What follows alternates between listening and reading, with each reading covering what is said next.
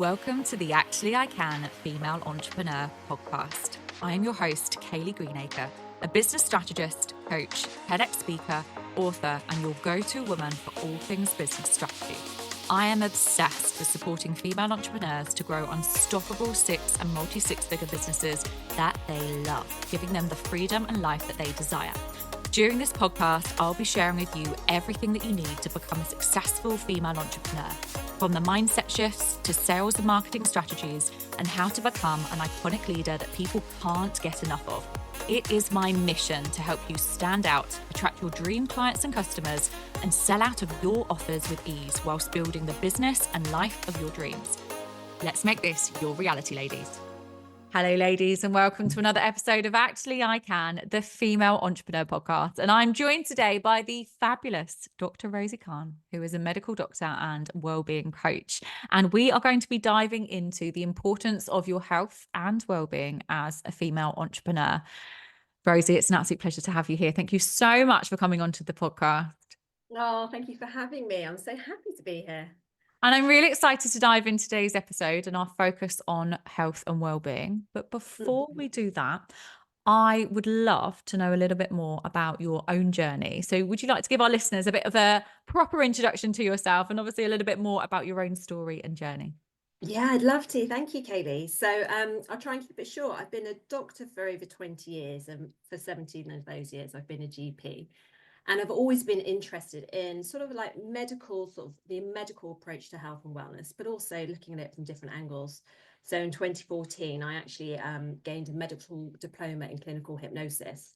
Mm-hmm. And back then I had the idea to set up my own practice, combine the hypnosis with my medical knowledge and help people in that way. But then life happened around 2015, and there's a whole period of about 5 years of stress, which was, there was bereavement, there was marriage, there was moving, there was pregnancy, there was miscarriages, there was IVF, whole load of stuff going on. And so everything sort of went to pot during those few years. And I was totally stressed. I spent 5 years just putting my head in the sand, being really stressed. It culminated in me being diagnosed with 2 autoimmune conditions, and I have no doubt whatsoever that stress contributed to those. So during that time, I was like, I've really got to start looking after myself. I've got to do something to manage these autoimmune conditions. I didn't want to go on strong medication, and I realized that stress was the first thing that I needed to tackle.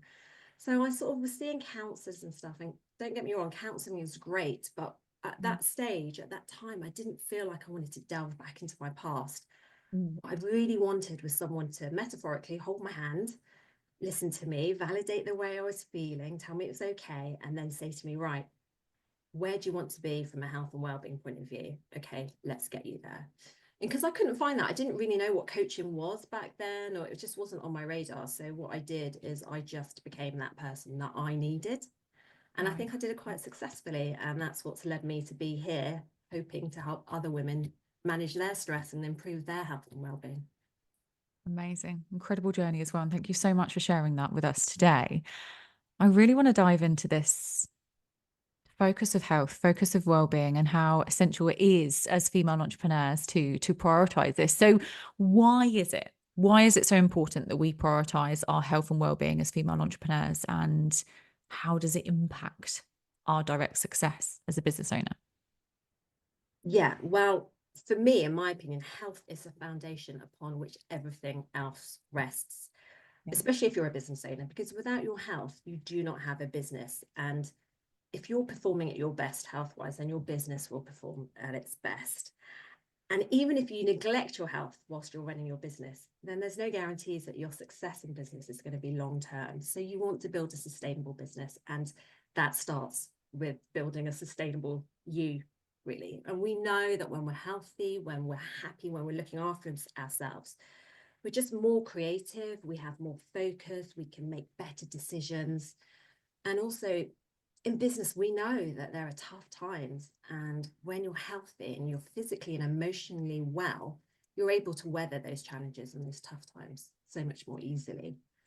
Absolutely. So, yeah, I agree. I mean, it's so true as well, isn't it? I think when we're mentally well and physically well, even when we have things such as, colds, or if we're experiencing a cough or anything, even things like that, I think it can mentally drain us, and it can actually sort of knock us a little bit, can't it, in terms of our day to day. So actually, I can fully appreciate that, being on top form is so, so important, and actually prioritizing that in order to, to make sure that our business is a success, in order to make sure that we are performing at our best for our clients or for our customers, etc.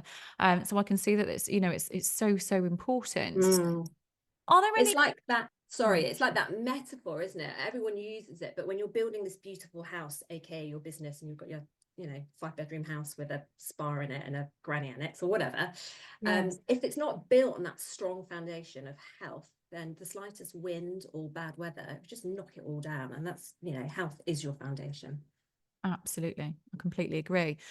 Are there any common self-care myths that might prevent female entrepreneurs from putting their wellness needs at the top of their priority list? Mm. Time and time again, I hear, I don't have time to self-care. I don't have time to look after myself. I've got a business to run. I've got a team to lead. I've got a family to look after. So I think that, yeah, people convince themselves there's no time. And they're right to a certain extent. There is not going to be time left over to self-care. You have to make the time. It has to become a non-negotiable. It has to be like that sales call that goes in your diary, or that client call. Yeah. So that's one of them. I think some women feel that self-care or looking after themselves is a bit self-indulgent. It's a bit like a luxury. I think a part of me still thinks we're in this hangover from hustle culture, where we also are like, well, in order to be successful, I have to sacrifice my health.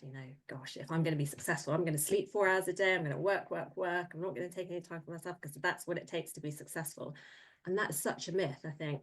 Now we're starting to recognize that rest is actually a productivity tool. Rest, when we take time out, when we go for a walk, when we're not distracted, that is the time where we can do some really generative thinking. It's when we get clarity of thoughts, when we might have a great idea, we might take some inspired action that could be the next big thing for our business. But if we're not willing to give ourselves that time for those thoughts to come to us, then we might miss them. What else is there? A lot of people, myself included, I can just power through it. Yeah, I'm really busy, work's stressful. That's me as well. Just gonna Power power on through. put my head down, pretend like it's not happening, ignore all the symptoms in my body, ignore like the tension or the anxiety, just push on through. And we know that that's not a long-term strategy. It's okay for maybe a couple of days, but long-term, you're not going to win there.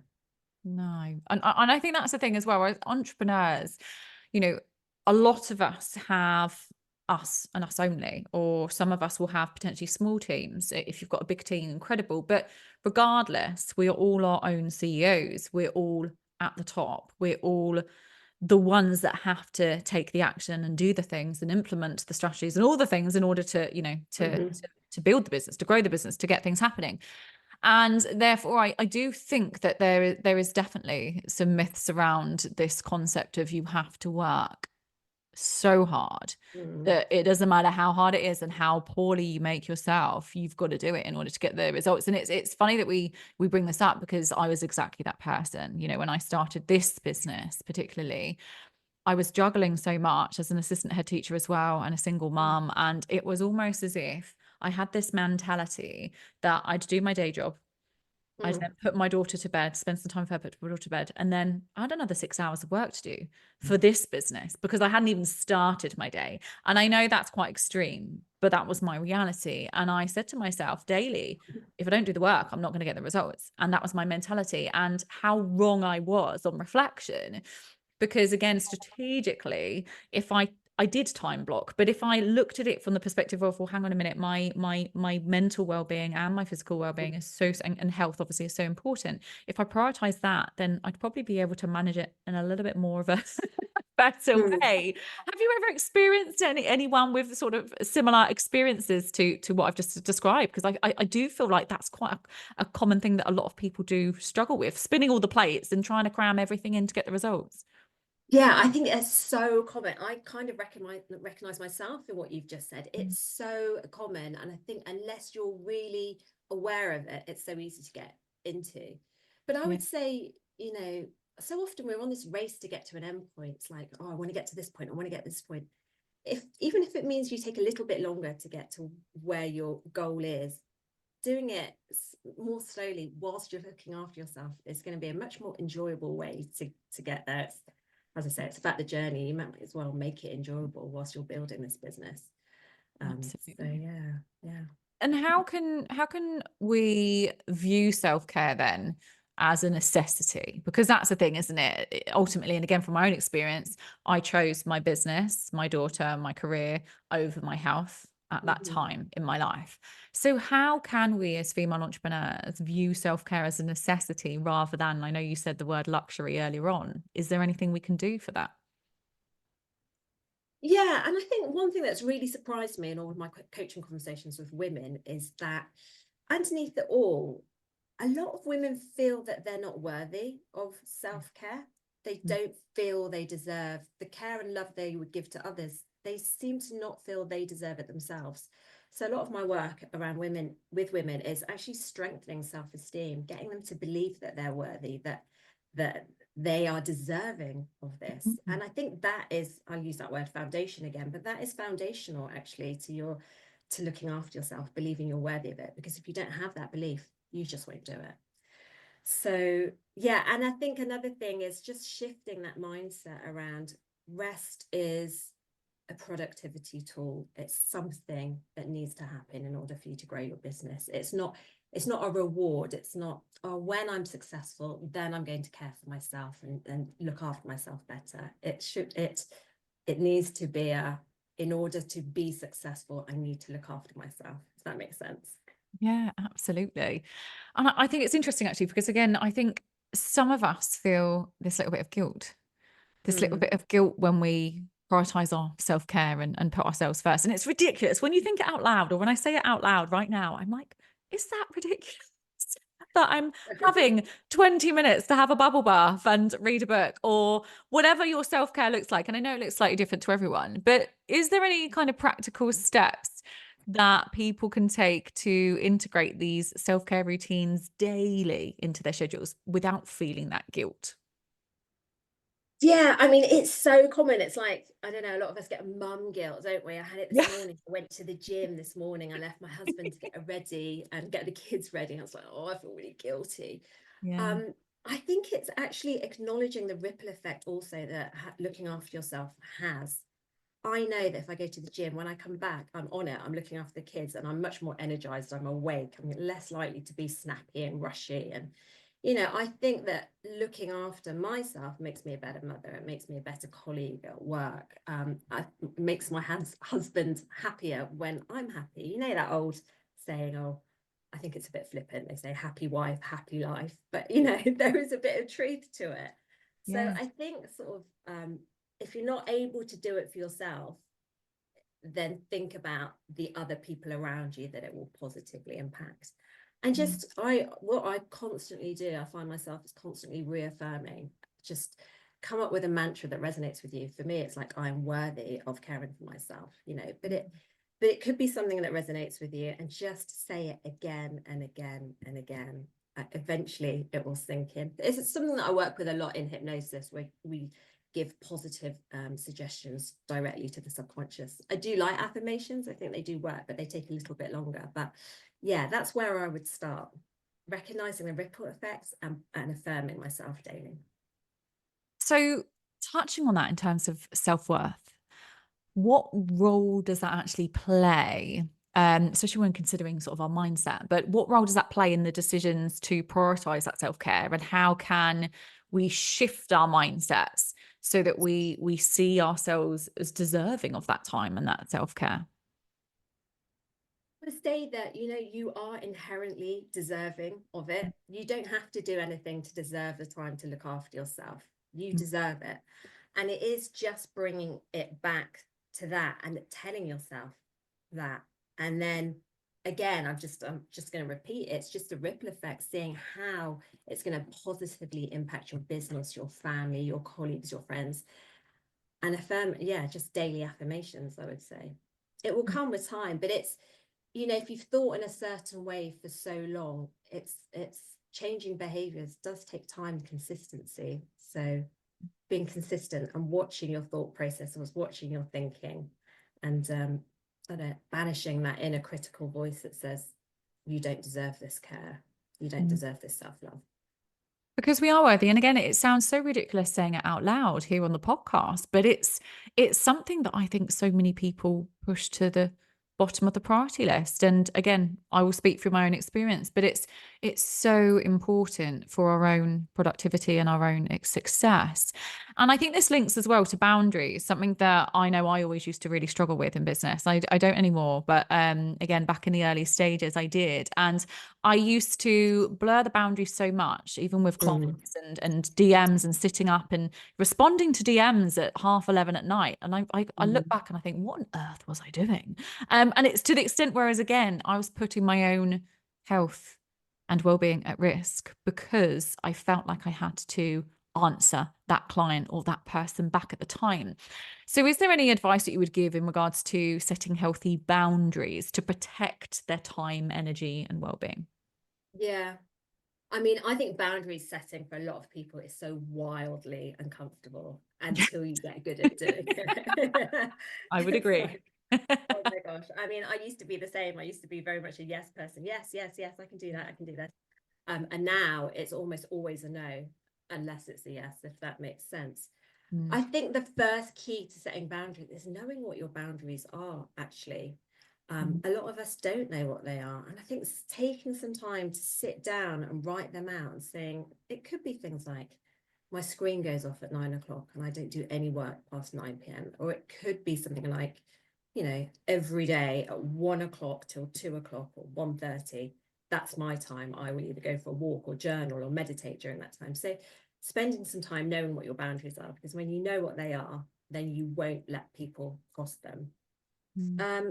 So, and I think as a general rule, saying no to everything, or at least I will get back to you, and giving yourself some time to think about whether or not you want to say yes. And I would only, for me, I only say yes to things if they're aligned with my values, my priorities at the time, if they're going to propel me in business or my personal growth, then I'll say yes. Anything else is just noise. And I tell myself, you know, if I'm saying yes to something that doesn't align with my values or priorities, and I'm saying yes to that thing, actually, I'm saying no to myself. So I think thinking about it like that is really helpful. And actually, the understanding that boundaries are actually quite, you know, good. They show a self-respect. They teach people how to treat you. So if you're very boundary with the client, they know they can contact you at this time, but they won't expect you at any other time. And everyone knows where they stand. So it feels quite safe to make boundaries. No, I love that. And I think it's so easy to say yes to people. And I know that I've spoken to many of my clients about this within the last year or so in regards to boundary setting. And again, it's just so important, but actually it reflects really well on you. If you do set your boundaries and stick to them, it represents you in a fantastic way as well. And, you know, I always talk about leadership and all the things, but I think at the end of the day, boundary setting and sticking to those boundaries is so, so important. It should be a really, you know, it should be embedded in your businesses, and, you know, really making sure that you stick to those. So absolutely. And that will obviously benefit you in terms of the health and the well-being and the self-care side of things. So what advice would you give female entrepreneurs who are potentially struggling a little bit with maybe their self-care, their time? They might be feeling a little bit kind of overworked, overwhelmed. Is there any advice that you would give our listeners who potentially are struggling a little bit at the moment to support them with feeling healthier and becoming the best version of themselves? Yeah, so I think overwhelm is a big one. I think when people think, oh, I'm going to look after my health and refocus on my well-being, I can just see people think, oh my gosh, I'm going to need this massive lifestyle overhaul. I'm going to have to run a marathon and cook all my meals from scratch. And I think having that thought process can just stop you in your tracks, like so overwhelming. So I don't know, I just want to reiterate that just small micro habits done daily consistently can really compound over time to have really big effects. So just start really small, set yourself up for a win. Just do one habit that takes 5 minutes a day. Once you've nailed that, then layer on another micro habit.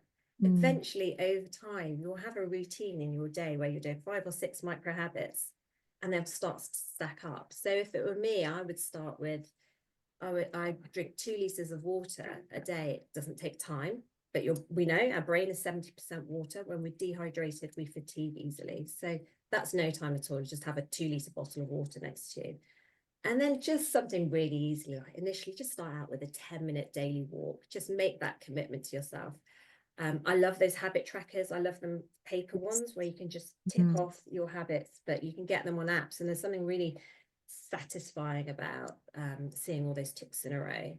Yes, absolutely. Yeah. So that's where I start. And with the guilt, again, it's just self-compassion, like practicing guilt-free self-compassion, telling yourself you deserve this time. And thinking again about all the positive effects it will have on those people around you. Oh, I love this. I think touching back and going back to what you were saying there about habit trackers.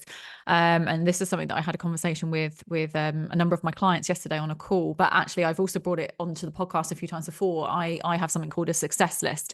And this is something that is integral into my daily business. I know our listeners won't be able to see it, but I have my plan and my diary, and it's the teacher in me. I have a list every single day and I tick them off, and there's nothing more accomplishing or a sense that's better than ticking those things off on your list. But I think actually building again your well-being self-care routine into that list as well could be incredible. Put it on your success list, or most people call it a to-do list, but going for a walk, I love taking the dog for a walk for half an hour every day, and I know that it's again great for my well-being, it's great for my mental health, and it's just great in general, out into the fresh air, right? And just simple things like that can go a long way, I think, with the balance, and with, especially if you're kind of experiencing any overwhelm or any stress and anxiety, I think that can really, really support and help people. Yeah, 100%. If I was starting my journey again, the thing that I would start with I would set an alarm to go to bed rather than set an alarm to wake up. So, at 9:30, everything goes off, lights go dim, start my evening routine. For me, sleep is like the number one thing that you can do to feel your well-being. 100%. We need sleep. Amazing. Sleep is great. 4 hours. Right. Absolutely. It's been an absolute pleasure, Rosie, having you here on the podcast. And I really appreciate you diving into your expertise there and some advice and tips for our listeners. And I've got one final question for you, Rosie, before we finish the podcast episode. And I ask all of my guests this question. What is your one word of the year and why? So I was thinking about this, and I actually had 3 words for 2024, but I've narrowed it down to 1. And the word for me is integrity.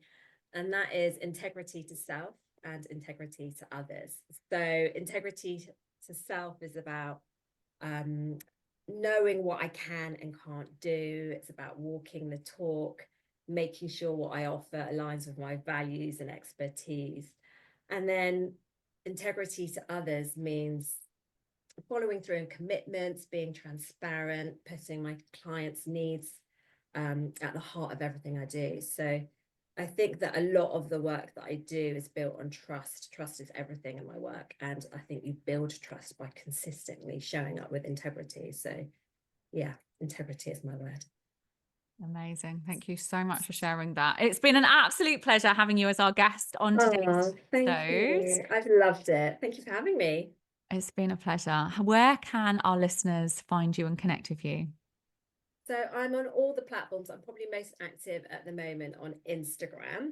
And at the moment, I'm offering a complimentary coaching call, 1-hour coaching call. So if any of your listeners are having trouble prioritizing their well-being or want to have a conversation about their health, if the first 3 listeners just DM me on Instagram, I will happily set up a call with them.